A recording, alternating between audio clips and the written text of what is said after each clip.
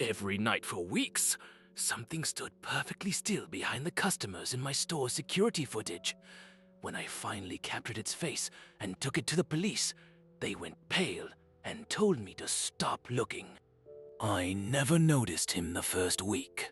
The security monitor stayed on a quiet loop, aisles emptying after the last customer, the hum of fluorescence dimming in sequence. But on the 8th night, I rewound the footage and saw it. A figure standing in the frozen frame, perfectly still in the background, just behind the last shopper at the checkouts. Not moving, not leaving, just standing there when the store was already closed. I thought it was a glitch, a ghost in the system.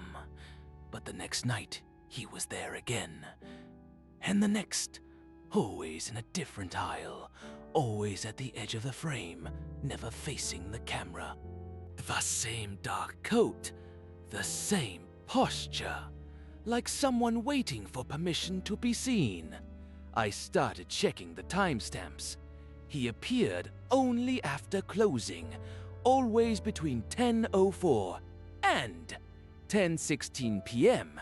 Never a second more, never a second less. I told myself it was a prank, a lost night worker, some kid sneaking in. But the doors were locked from the inside. The alarm never triggered. No footprints. No sign anyone had ever been there. The third week, I zoomed in on his face. Grainy, distorted, but there, pale, featureless, like a face seen through frosted glass. That is when I noticed something worse. Every customer in the footage, on the nights he appeared, left the store with their heads slightly tilted, just a little, as if listening to something just behind them. I took the clearest image I could to the police station. 2 officers looked at the photo, then at each other. One of them laughed. Not a nervous laugh, a tired one. You do not want to know who that is, he said. Trust us. Forget it. I asked why. The second officer leaned forward, voice low. Because every town has one, and once you see them, they start seeing you. I did not sleep that night. I kept thinking about the way the customers tilted their heads, the way the officers knew his face, the way the figure never moved, never blinked, never left, until I looked. The next morning, I went back to work.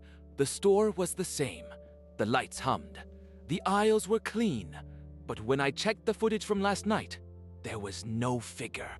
Just me walking the aisles alone after closing, pausing in the same spot every night for 3 weeks, standing perfectly still, waiting.